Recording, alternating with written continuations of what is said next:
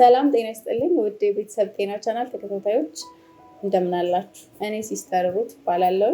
ዛሬ የምናወራው እናቶች በሴስ ወይ ደግሞ በሰርጀሪ እንዲወልዱ የሚያደርጓቸውን አስገዳጅ ምክንያቶችን እናወራለን። ብዙ ጊዜ እናቶች በሴስ ወይ ደግሞ በሰርጀሪ ትወልዳላችሁ ሲባሉ ፍርሃት ወይ ድንጋጤ ይታይባቸዋል። ነገር ግን ባለሙያዎች ወይ ደግሞ የጤና ባለሙያዎች ይህን ውሳኔ ሲወስኑ ከእናትየው ወይ ደግሞ ከልጁ ደህንነት አንጻር ስለሆነ ፍርሃት አያስፈልግም ማለት ነው። እናትየው በሴስ ወይ ደግሞ በሰርጀሪ ትወልጃለች ስትባል ከፍርሃት ነፃ ሆና ከጤና ባለሙያዎች አስፈላጊው ምክር በመውሰድ እንዲሁም ደግሞ አስገዳጁን ምክንያት በመጠየቅ ከፍርሃት ነፃ ሆኖ ወደ ሰርጀሪ መገባት ይቻላል ማለት ነው። ሰርጀሪው ከተሰራ በኋላ ደግሞ በጤና ተቋም የቅርብ ክትትል የጤና ባለሙያዎች የቅርብ ክትትል በማድረግ 3 ቀን ግፋ ቢል ቢቆዩ ነው።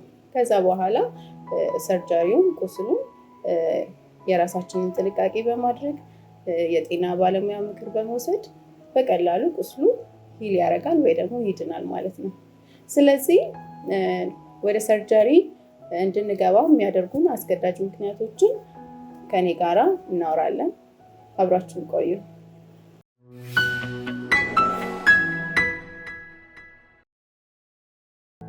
አንዲት እናት በሲኤስ ወይም ደግሞ በሰርጀሪ እንድትወልድ ከሚያደርጓት አንደኛ ምክንያት ምንድነው?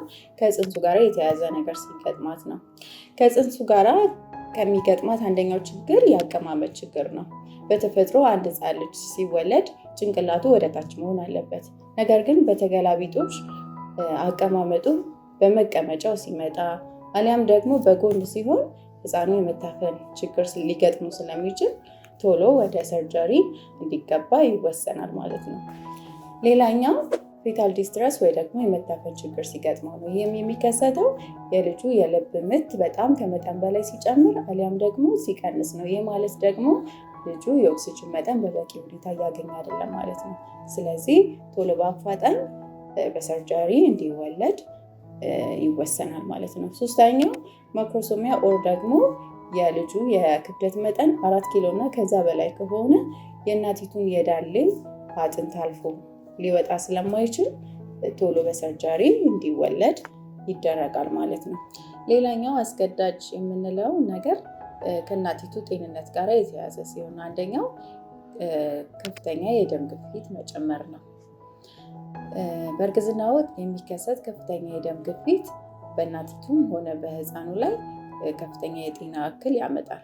ስለሆነም ከመጠን ያለፈ የደም ግፊት ሲኖር በእናቲቱ ላይ የመንቀጥቀጥ እንዲሁም ደግሞ ኩላሊቷና ጉበቷ ላይ አደጋ ሊያመጣ ስለሚችል በሰርጀሪ ኦር ደግሞ ኦፕሬሽን እንድትወልድ ይደረጋል ማለት ነው።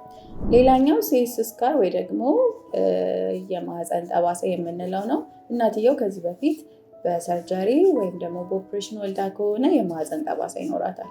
ስለሆነ በምጥ ልትወልድ በምትሞክርበት ሰዓት ላይ ከፍተኛ ጫና ስለሚኖረው የነበረውን የድሮ ጠባሳውን ራፕቸር ዩትራይን ራፕቸር ወይ ደግሞ እዛ ቦታ ላይ ሊቀደድብን ይችላል። ስለዚህ ከፍተኛ የደም መፍሰስ ሊገጥማት ስለሚችል እናትየውም ሆነ ሕፃኑ ላይ የህይወት አደጋ ሊያመጣ ይችላል። ስለሆነም በሰርጀሪ እንድትወልድ ሪከመንድ ይደረጋል ወይ ደግሞ ኦፕሬሽን እንድትወልድ ይደረጋል ማለት ነው። ሌላኛው ከእንግዴ ልጅ ወይ ደግሞ ፕላሴንታ ከምንለው ጋር የተያዙ አስገዳጅ ምክንያቶች ሲገጥሙ ነው። አንደኛው በማህፀን በር የፕላሴንታ ወይ ደግሞ የእንግዴ ልጅ መደቀን ወይ ደግሞ ፕላሴንታ ፕሪቪያ ብለን የምንጠራው ማለት ነው። በተፈጥሮ ፕላሴንታ ወይ ደግሞ የእንግዴ ልጅ በላይኛው ክፍል ላይ ነው መቀመጥ ያለበት። ስለሆነም አንዳንድ ጊዜ ከሕፃኑ ቀድሞ የማህፀን በር ሙሉ ለሙሉ ወይም ደግሞ በከፊል ሊዘጋብን ይችላል። ስለሆነም በምጥ ወቅት ሕፃኑ የሚያልፍበት መንገድ ተዘጋ ማለት ነው። እናቲቱ ላይ ከፍተኛ የደም መፍሰስ ሊገጥማት ይችላል። ለህይወቷም ደግሞ አስጊ ስለሆነ በሰርጀሪ እንድትወልድ ይደረጋል ማለት ነው። ሌላኛው የእንግዴ ልጁ አስቀድሞ መላቀቅ ወይ ደግሞ ፕላሴንታ አብራፕሽን ብለን የምንጠራው ነው። ይህም ደግሞ ሕፃኑ ሳይወለድ በፊት ከማህፀን ግድግዳ ላይ የእንግዴ ልጁ ከተላቀቀ ለሕፃኑ የሚደርሰው ደም ሆነ ምግብ ሙሉ ለሙሉ ይቋረጣል ማለት ነው። ስለዚህ የሕፃኑን ህይወት አደጋ ላይ ይጥልብናል።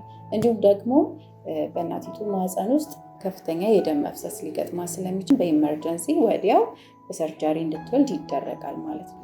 ሶስተኛው የእምብርት የእምብርት ገመድ ቀድሞ መውጣት ወይ ደግሞ ኮርድ ፕሮላፕስ ብለን የምንጠራው ነው። የእንሽርት ውሃ በሚፈስበት ሰዓት ላይ ቀድሞ የእምብርት ገመድ ከወጣ የህፃኑ ጭንቅላት ኮርዱን ወይ ደግሞ የእምብርት ገመዱን ሊጫንብን ይችላል። በዚህ ሰዓት ደግሞ ለህፃኑ የሚደርሰው ደም ሆነ ኦክሲጅን በቀላሉ ስለማይደርስ ህፃኑን አደጋ ላይ ሊጥልብን ይችላል። ስለዚህ በኢመርጀንሲ ወዲያው የህፃኑን ህይወት መታደግ ስለሚገባ ሰርጀሪ ይሰራላታል ማለት ነው። ስለዚህ በእርግዝና ክትትላችሁ ወቅት የጤና ባለሙያዎች የሰርጀሪ ውሳኔ ቢያስተላልፉ በግልጽ ምክንያታቸውን በመጠየቅ ከፍርሃት ነፃ ሆናችሁ በሰላም መገላገል ትችላላችሁ ማለት ነው። የዛሬው ቪዲዮአችን ይህን ይመስል ነበረ። በሌላ ርዕስ እስከምንገናኝ ድረስ ሰላም ነው።